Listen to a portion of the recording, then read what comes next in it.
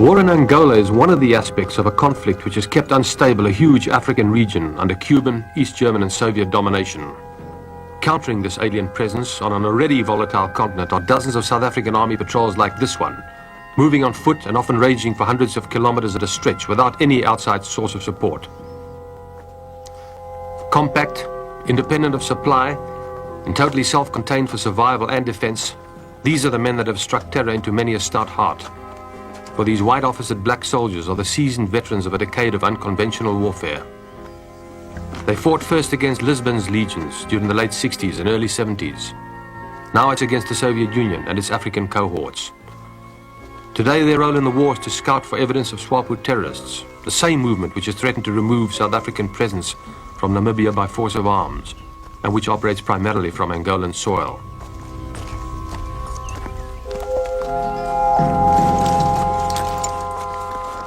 Much of the movement inside this hostile terrain is restricted to earlier and later parts of the day. Long experience has taught these soldiers that activity during the hours when the sun reaches its peak can be counterproductive. All considerations essentially narrow down to the availability of water or whatever other liquid might be available. It's then that the major meal of the day might be prepared. Most times, this consists of standard issue food of the type that is universally known in South Africa's operational area as rat packs. Back at base, the pace slows noticeably until the next phase of the operation is reached. Officers and men of all races mix easily, their dress and demeanor reflecting the rugged bush life to which the majority are subjected, for this is an elite corps. On patrol, the men might be required to work in the same set of clothes for a month, without once being able to wash their faces. Always, white officers and NCOs black their faces and expose parts of their body. Angola is a black man's country, where history has proved the white are transient, even though the Portuguese held it for 5 centuries. We are now in South Angola, a country that the Portuguese often term Terra do Mundo, the land at the end of the earth. It's here where the South Africans have taken the war to the enemy. They send in search and destroy teams in order to take out SWAPO terrorists. These people are preparing for an operation. We've caught them at the last moment on the ground, just before they're about to take off. Among them are quite a few illustrious war heroes, including one of them, Corporal Costa, who recently was awarded one of the highest medals in the South African Army, the Honoris Crux. He achieved his role in an attack several years ago, in which he brought out 12 wounded. Captain Jules here is a 25-year-old South African Army captain, serving with this Special Forces team. And how long have you been in the bush? I've been in the bush now just over a month.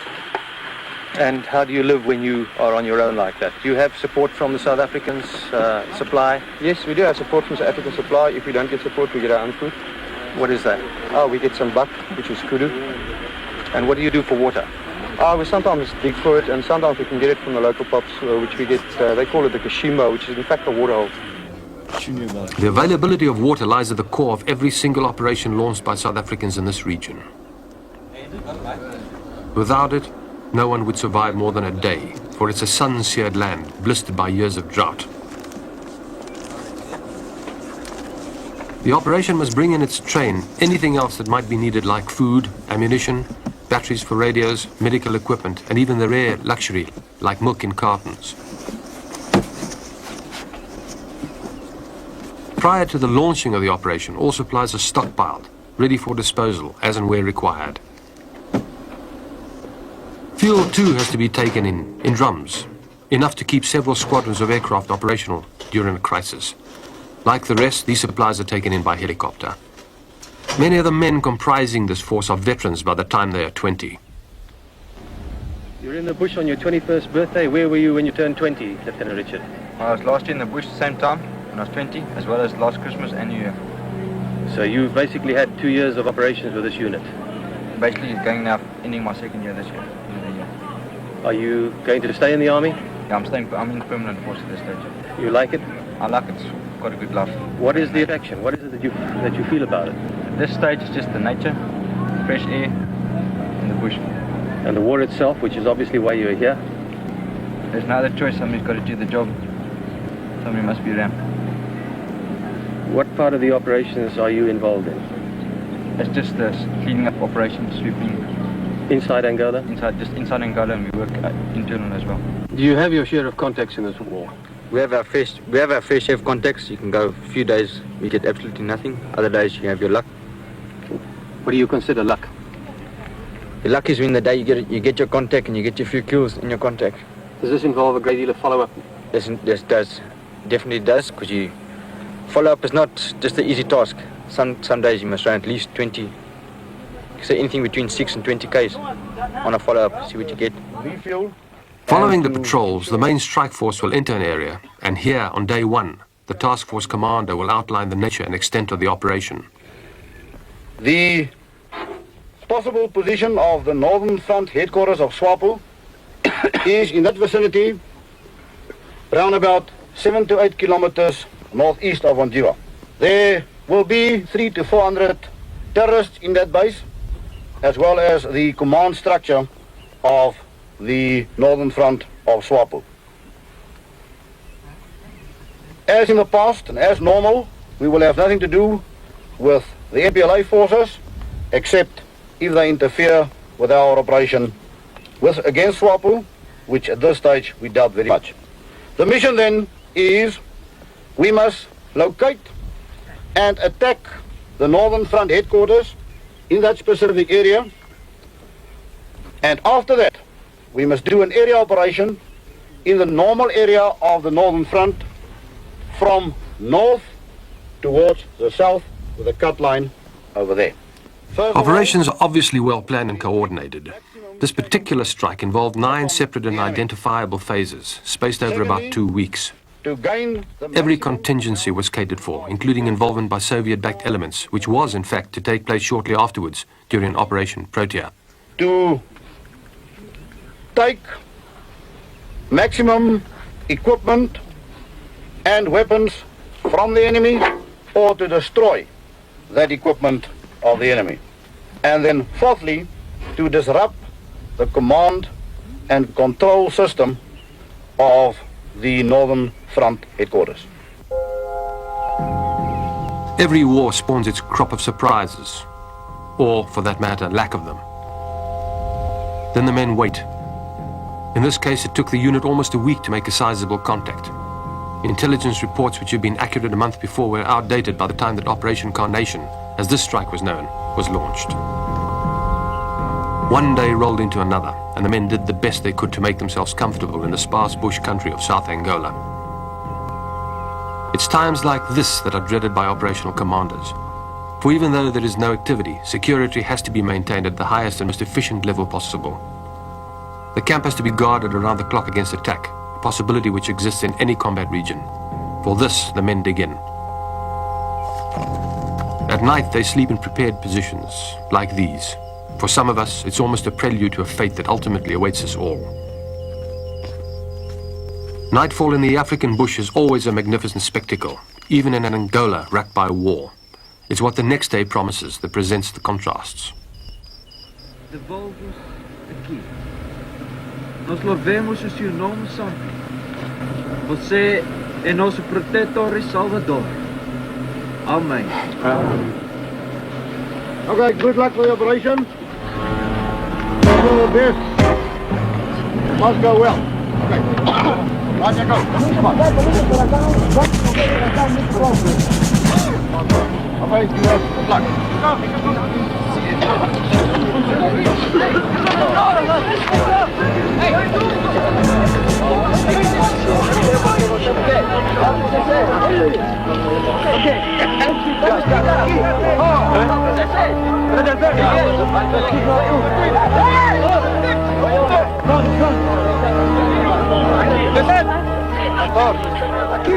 The first wave is airlifted out even before it's light. The rest of the strike force, whether cleaning a rifle or just standing by, wait for the helicopters to return and the brief journey that might take some of them to glory or to eternity.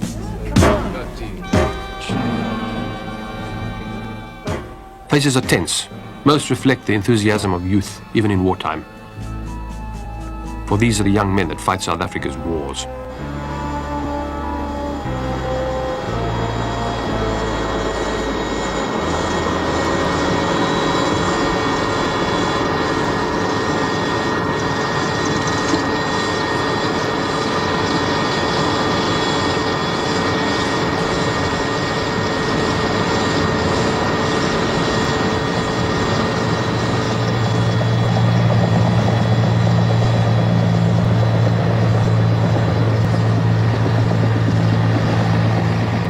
Divided into sticks, the men scattered to predetermined aircraft which will carry them to their destinations and hopefully action.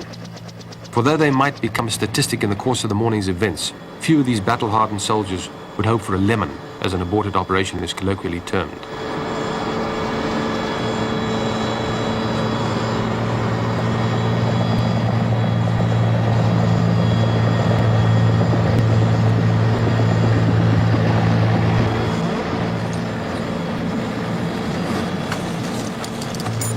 A big external operation like this one might involve several strike forces, some of them originating concurrently on Southwest African soil. For many of the black troops, this is also a brothers' war, some fighting with, some against. And while they wait to board, a sergeant who was born in Angola and who has spent years fighting Portuguese imperialism briefs his men. He uses the only language he knows, Portuguese, for it is something of a lingua franca in this desolate corner of Africa.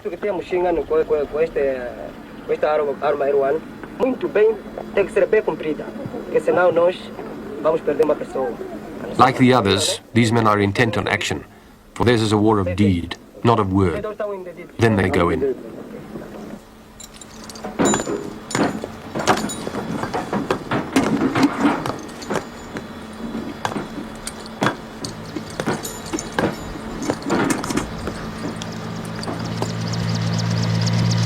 From a dozen points on the compass, the strike force lifts off. Few of the men carry more than their rifles, spare ammunition clips and water, for most will be back at base before nightfall. Each will have a story to tell. In truth, the measure of a man's worth on this continent is his ability to cope in times of adversity, even in wartime. Occasionally, ground forces will have an armor backup, such as when several task forces recently struck at an array of SWAPO bases adjacent to Ongiva and Jangango during August this year. For this purpose, the South Africans have developed an incredibly versatile infantry fighting vehicle known as the rattle, the Afrikaans word for the fiery little African honey badger of Robert Ruark fame. These vehicles, designed for mobile warfare, have proved adept at tackling most of the problems encountered in the kind of war in which the South Africans now find themselves, including the threat of enemy armor. It's no secret that during Operation Protea, rattles acting in concert with Eland armored cars knocked out several squadrons of Soviet-built T-34 and PT-76 tanks without the loss of a single vehicle of their own.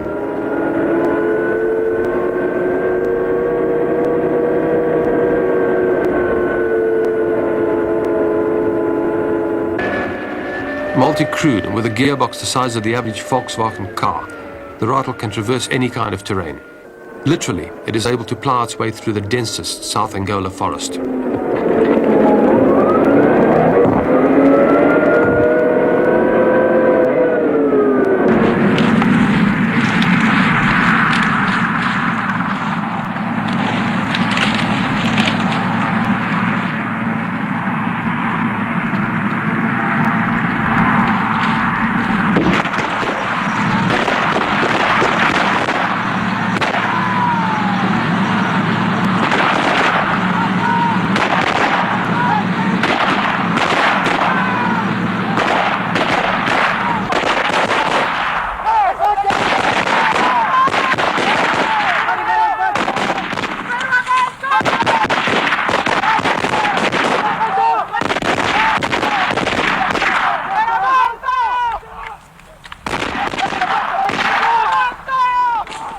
That attack occurred at sunset. We went in the following morning at first light. The sight that greeted us was awesome.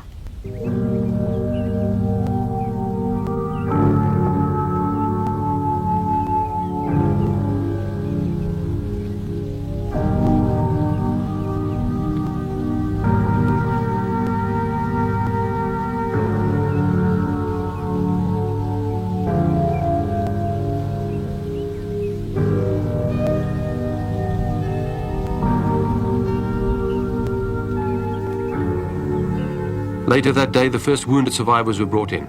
Like this youngster who was found some distance from the SWAPO camp, lucky to be alive. He had been caught in a crossfire and a subsequent skirmish with an enemy unit.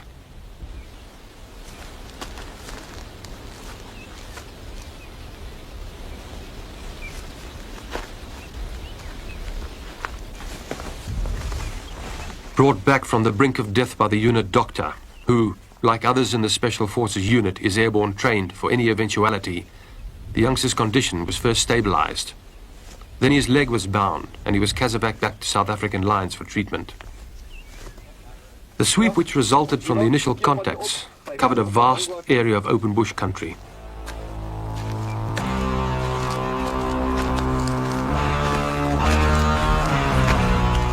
For nearly a kilometre, the sweep line followed the contour of bush and burnt grass, evidence of the previous day's hostilities. There was only one overriding consideration. The men needed to watch for landmines or booby traps. And we found them. A telltale wire sticking through the sand told our left flank that there was something there. It was a job for the engineers to sort out. With the kind of experience gained from much practice, the young lieutenant sifted carefully through the soil to ascertain the extent of the trap, which we found covered a fairly substantial cache of Soviet arms.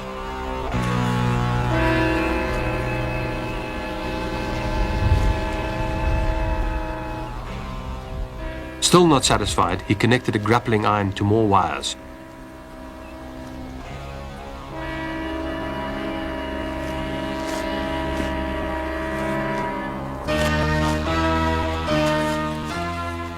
From a safe distance, the engineers pulled while we waited for an explosion which never came. The entire cache area had been mined for just such an eventuality, with the business end of the bomb covered in plastic against the vagaries of weather. The cache itself yielded its share of surprises. Landmines from Yugoslavia and the Soviet Union, bundles of East German detonators exposed and unstable, Czech cheese mines, so named because they resemble bright yellow cheeses.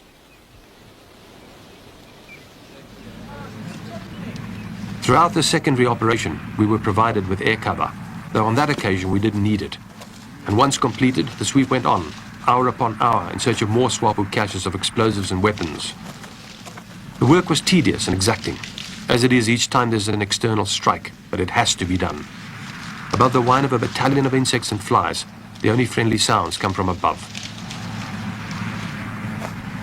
The camp itself, once we reached it, was a daunting proposition. Kilometre after kilometre of twisting trenches and buried bunkers. There was no way of telling whether any or all had been booby-trapped. Obviously, the enemy had fled, leaving little of value behind, except clothing, some ammunition, documents, and the primitive paraphernalia of survival in an equally primitive land. When the engineers weren't certain of the security of a particular position, they employed their own means to find out where the danger still lurked. This SWAPO camp was hit by the ParaBats last night. The ParaBats are the South African version of American Airborne. They came in at dusk and they withdrew half an hour later. The base itself extends over an area of about 20 football fields. It's huge. It's camouflaged. It typifies the sort of war that is being fought. It's not a sophisticated installation, but it's functional for the purpose of the kind of terrorism which is being waged into Southwest Africa. SWAPO, it is said, never returns to one of their bases once it has been cleared by the South Africans. Possibly they fear that it might have been booby-trapped in turn.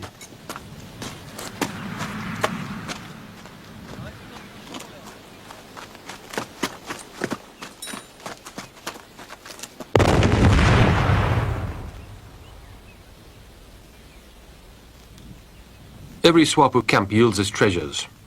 In this case, dozens of boxes of brand new Russian 82mm recoilless gun ammunition, of a type that is being extensively deployed in several insurgent-backed conflicts throughout the globe. These include Lebanon, El Salvador, Chad, Afghanistan, Cambodia, and elsewhere. It's this kind of material which the Soviet Union pumps into an unstable region in a bid to foment revolution.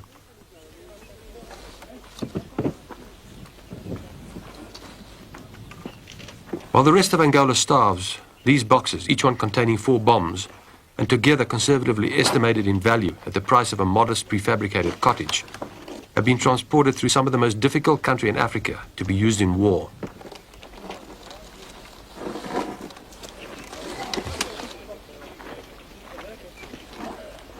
Undoubtedly, the finding of the cache must have been a serious blow to the revolutionary movement.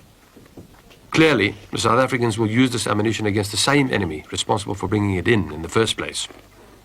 Irony certainly has a million faces.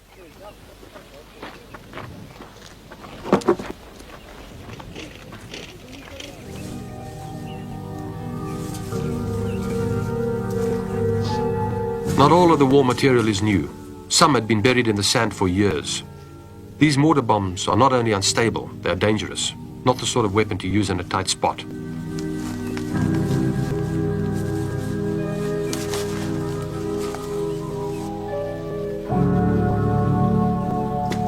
The rest is brand new. It's this material, complete with Russian markings, that will be airlifted out of this remote region. For to leave it behind could result in it being used against the South Africans at a later stage. For this purpose, a fleet of helicopters is employed, bringing in fresh troops, provisions and water, and taking out the spoils of war.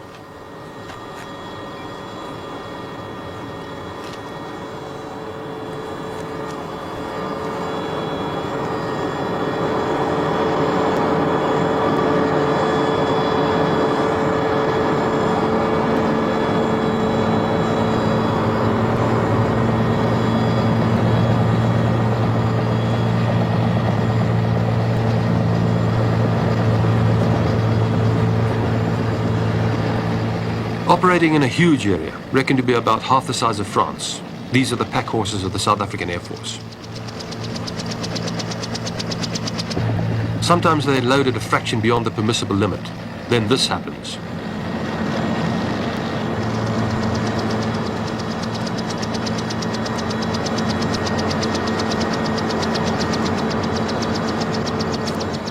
Loading begins. The criterion being more or less whether the chopper will be able to lift off with this heavy load of munitions or not. To the air crews, it's often a thankless job, well done, and not without its risks. In truth, the helicopter pilots of the South African Air Force are the often unsung heroes of this war.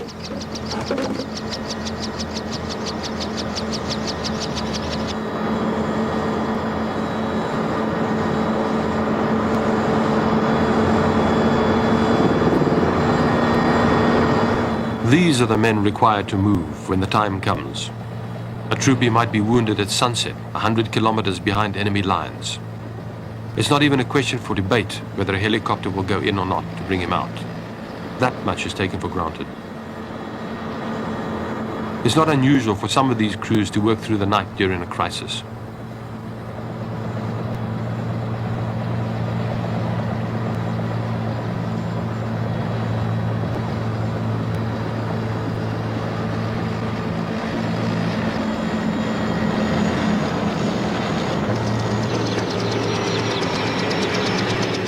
Brigadier, I've been on operations with your forces in this operational area for 3 weeks, both here in northern Southwest Africa and South Angola. You've been fighting this war for 16 years.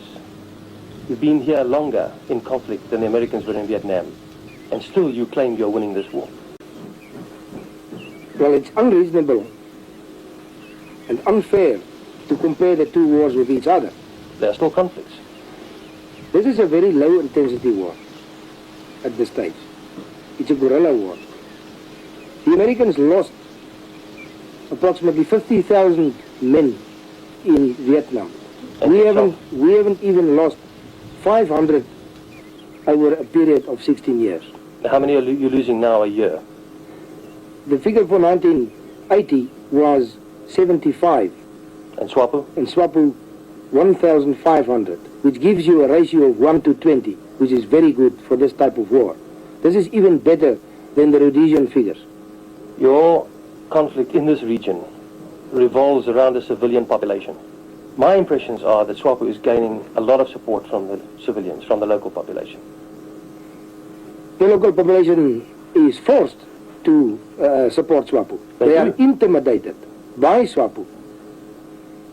I've shown you various examples of churches and schools which were burned down. I've shown you examples of the local population which were blown up by landmines. They intimidate the local population by in this way, so they are forced to help SWAPO. But the recruits come from the local population, and the recruits must be willing. Well, they take the recruits out of the country. They don't go voluntarily. I must say, to a certain extent, a very low percentage is voluntarily.